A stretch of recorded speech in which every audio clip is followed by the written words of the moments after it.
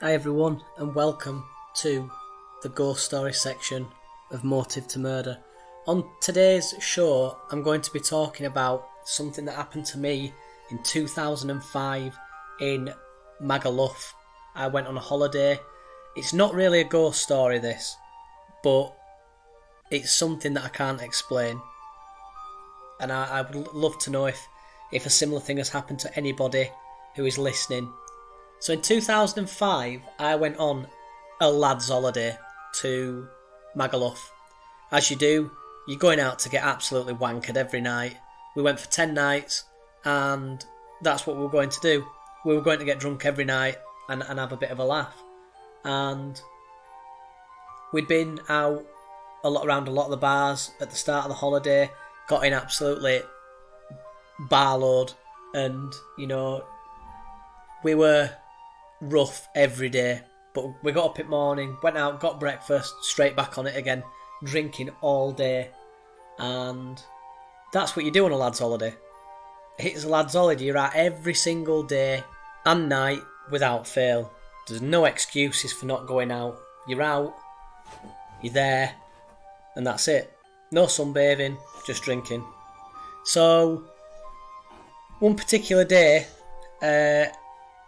I was getting ready to go out with the lads. It was on a night, and distinctly remember having a very strange feeling come over me.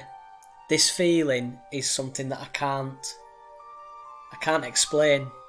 I'll do my best to explain what the feeling was, and it might come across a bit Final Destination-y, but it wasn't a premonition. It wasn't something that I saw happen and then decided not to go out when I found myself back in the hotel room.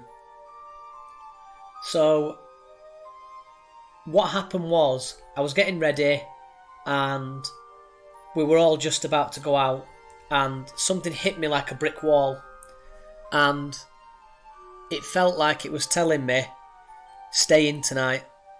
I could hear my own mind. I couldn't hear a voice or nothing like that. It wasn't like I could hear somebody telling me not to go out. It was just something that subconsciously in my own head was saying, stay in. The lads who went on holiday will 100% back me up on this, because one of the lads who was on the holiday, I think there was about 6 of us, maybe 7. One of the lads who was on the holiday with us was that frightened by what I was saying and why I was saying not to go out, they actually stayed in with me. He turned around to me and said, look, I'm going to stay in. And it scared him a bit. I didn't really want to tell the lads I don't want to go out because I've had this feeling, because they might have thought, what a freak, do you know what I mean? But it was something that I had to tell them. On a lad's holiday, you're not feeling well. There's not an excuse. Once you've got a beer down you, you'll throw up, you'll be fine. So it wasn't an excuse, and it just was a strange feeling, an overwhelming feeling. I'd like to think that somebody were looking out for me in a fashion, but it was a very strong feeling, a very overwhelming feeling. If anybody's had something similar, where they've been in a situation or they've been out somewhere where they've had this same feeling, then let me know. I'd be really interested to know if anybody else has had it. And I stayed in. I didn't go out. And I won't name him, but the lad who I was with, he stayed in as well.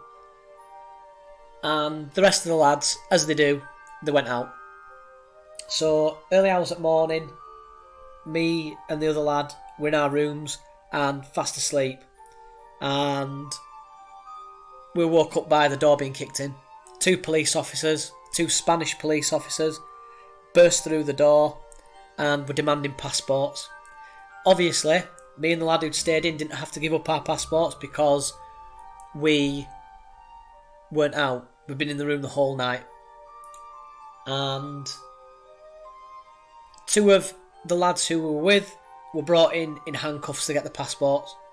They got the passports and they were taken away to the police station. They were arrested, under arrest. What transpired was that the lads who'd been out, I'm going to say there were 4 of them, possibly 5. I'm going to say there were 5 of them. What's happened is, these lads have been out, and one of the lads who I was with has barged into somebody in a bar and they have knocked a fish bowl drink over the lad, spilt a drink over him. They've then apologised. The lad, I don't know what has exactly happened, but the lad has then kicked off in the bar. This was an English, British lad in a Spanish bar who worked for the Spanish bar. He has then kicked off and it's turned into a brawl, and somebody has maybe shouted that the police have come or are on the way. Two of my friends have then bolted off and jumped on 2 quad bikes that were parked outside and stolen them, and off they went. Don't ask me how they've stolen them, they just have. They've bolted off on a quad bike. One of the other lads has run off, been chased. He's then jumped over a wall. Didn't realise that there was quite a substantial drop at the other side of the wall, and he's fallen and broke both his ankles. Now, the reason I'm telling you the background to the story is because it does involve the reason why I felt what I felt. I was feeling it for this reason. And two of the other lads, have stayed and fought, and they've been in a fight, basically. And these are the 2 lads who have been arrested, is the 2 that were still in the fight in the bar. So the police have brought them back to gain the passports. What transpired was the feeling that I had was obviously because something happened. And the strangest thing is, after the police came, I had another feeling. But this feeling wasn't telling me not to do something. This was a feeling that was almost telling me why I had the original feeling. And the original feeling was obviously don't go out, stay in. This feeling was, it felt to me more overwhelming than the first feeling, and this was telling me that if I'd have gone out, that I wouldn't have come back. That is what I felt. I do believe that if I'd have gone out that night, I would have either been seriously injured as a result of that drink being spilt, or killed.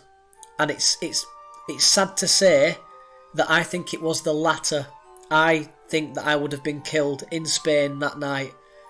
Whoever it was, or whatever it was that told me not to go out, I have to thank them with all my heart.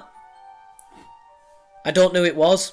I would like to think that it was a relative, my guardian angel, whatever it was, I believe saved my life that night. And it's scary to think that that was the case, because the feeling was, it was overwhelming and almost stressful.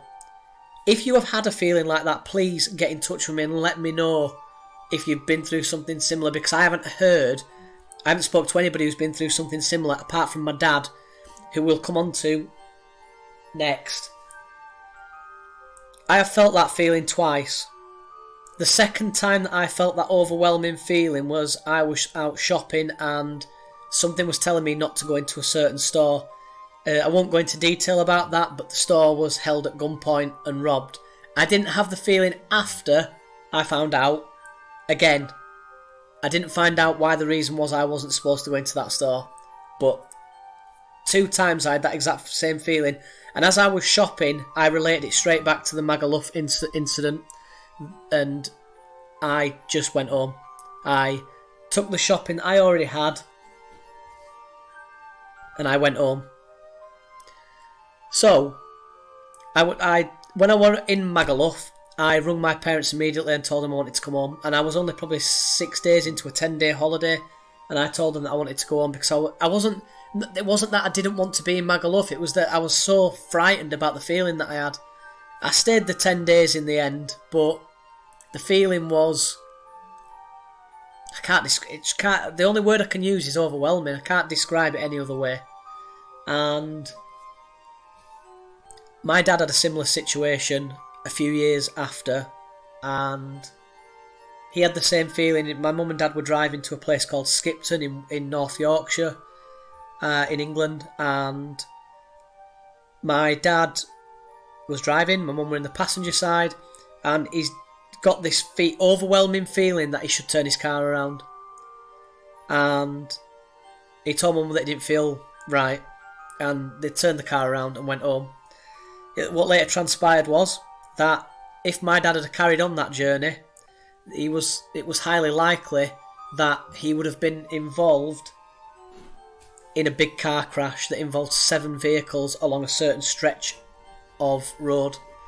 And my dad remembers looking at the time, and then he was read later on the time that accident happened. There's no doubt my dad would have been involved in that crash. And it's just odd.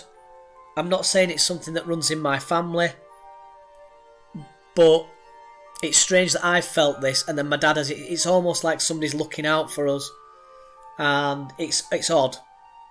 So that is my story for today. If it's not a ghost story, but it is a very strange story.